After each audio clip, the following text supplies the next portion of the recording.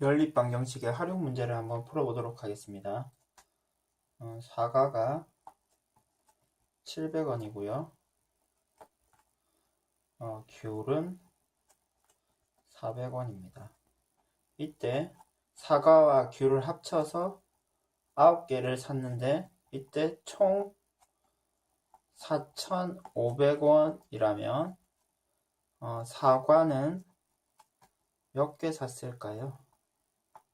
그리고 귤은 몇 개 샀을까요?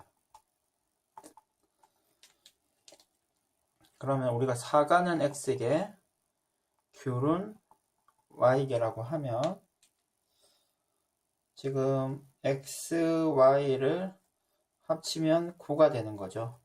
9개를 샀으니까요. 그리고 총 금액이 4,500원이니까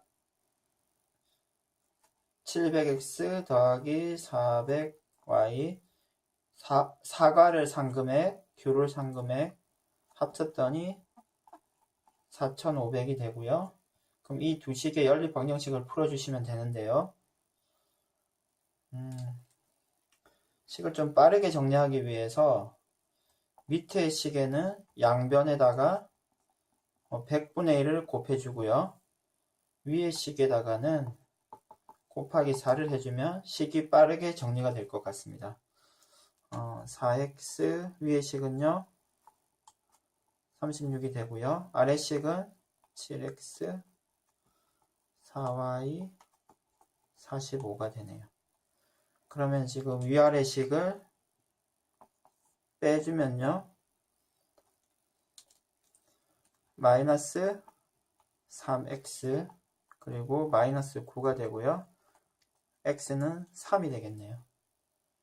그러면 대입해주면 y는 6이 되고 그래서 사과는 3개, 귤은 6개를 구입했다는 것을 우리가 알 수 있습니다.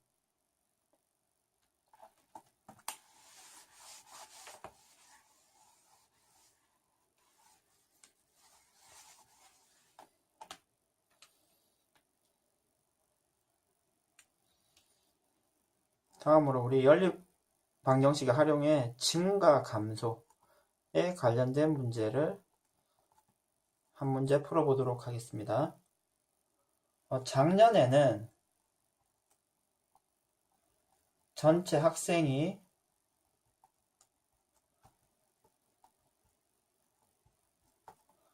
1000명이었습니다. 근데 올해는 남학생 같은 경우에는 작년보다 6%가 감소했고요. 여학생의 경우는 작년보다 4%가 증가했습니다.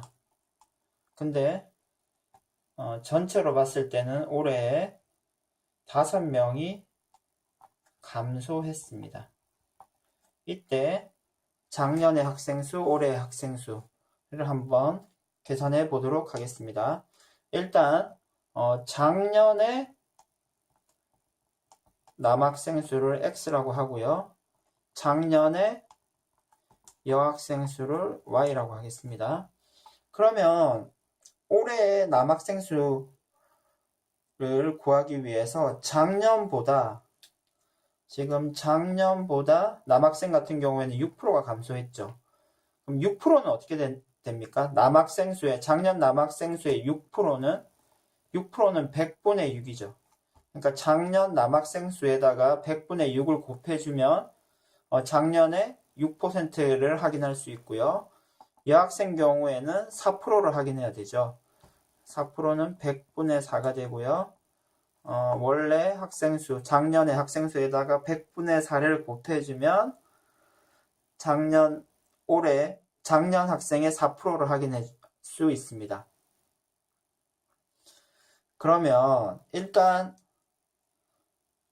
작년에 전체 학생 수가 1000명이기 때문에 x 더하기 y는 일단 1000이 되겠죠. 다음에 지금 남학생 수는 감소하고 여학생 수는 증가했기 때문에 전체는 감소했습니다. 그러면은 감소한 숫자가 더 컸겠죠. 그래서 이 숫자가 더 크기 때문에 우리가 100분의 6 남학생 수 감소한 수에다가 여학생 수 증가한 수를 빼주시면 5라는 숫자가 계산이 될 것입니다.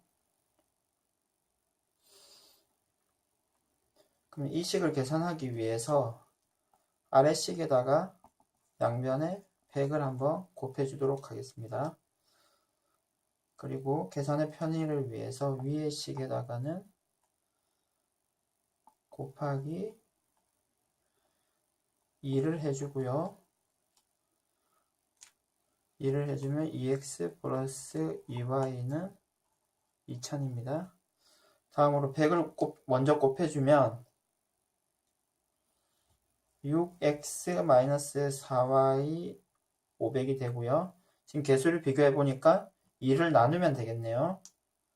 양변을 2로 나누어 주도록 하겠습니다. 그러면 3x-2y 250이 되고요. 지금 양변을 더해주면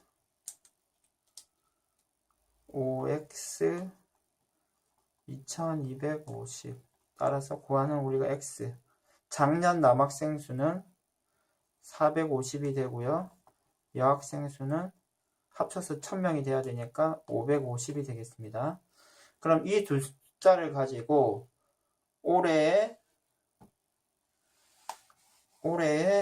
남학생 수와 여학생 수를 한번 확인해 보도록 하겠습니다.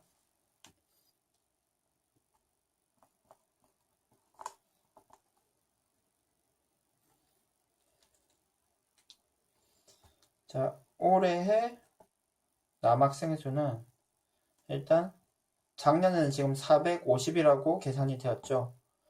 그러면은 450의 6%가 감소했기 때문에 450 곱하기 100분의 6이 되겠죠. 다음으로 올해 여학생 수는 지금 550에서 증가했죠. 몇 프로요? 550에 4%가 증가했죠. 계산해 주시면 되는데요. 일단 계산하기 전에 우리가 계산의 편의성을 위해서 분배 법칙을 이용해서 이렇게 식을 바꿀 수 있다는 걸 알죠.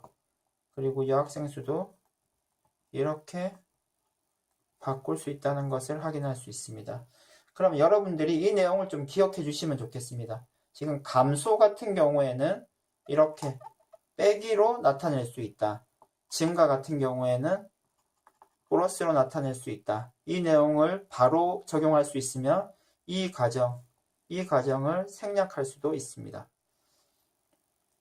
그러면 실제로 식을 계산해주면 올해의 남학생 수는 423명이 되고요. 여학생 수는 572명이 됩니다.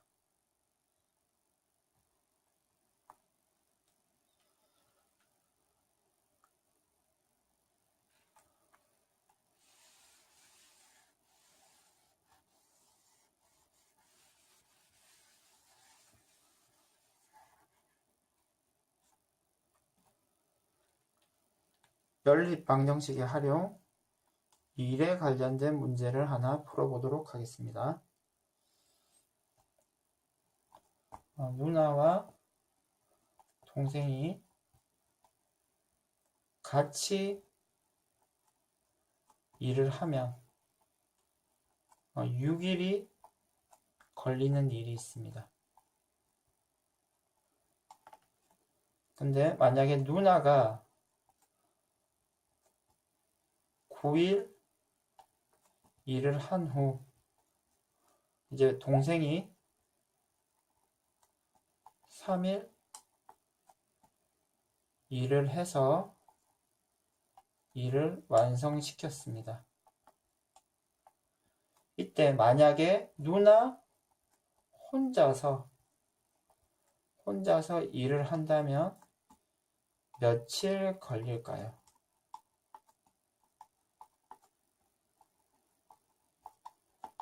다시 한번 읽어보도록 하겠습니다. 누나와 동생이 같이 일을 하면 6일 걸리는 일이 있습니다. 근데 누나가 9일 일을 한 후 동생이 3일 일을 해서 일이 완성될 수 있었습니다. 이때 누나가 만약에 혼자 일을 한다면 며칠이 걸릴까요? 그럼 일단 우리가 전체의 일을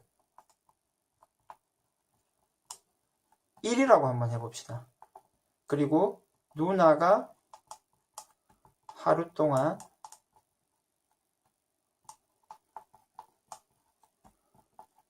할 수 있는 일을 X라고 하고요.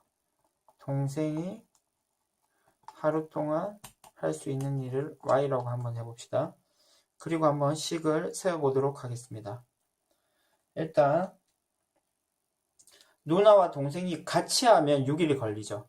그러니까 누나가 하루 동안 할 수 있는 일 더하기 동생이 하루 동안 할 수 있는 일을 더하면 전체 일 중에 6분의 1을 할 수 있겠죠. 6일이 같이 했을 때 6일이 걸리니까 하루만 한다 그러면 하루 동안 할 수 있는 일은 6분의 1일 것입니다.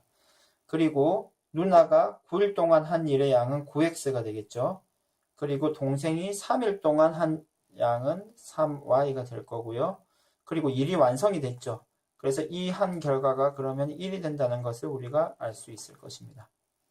이 두 식을 연립해서 일단 누나가 하루 동안 할 수 있는 일, 그리고 동생이 하루 동안 하는 일, y를 한번 계산해 보도록 하겠습니다.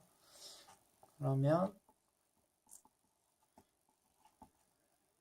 곱하기 3을 해주면요. 3x, 3y는 2분의 1이 되고요. 1이니까 양변을 빼주면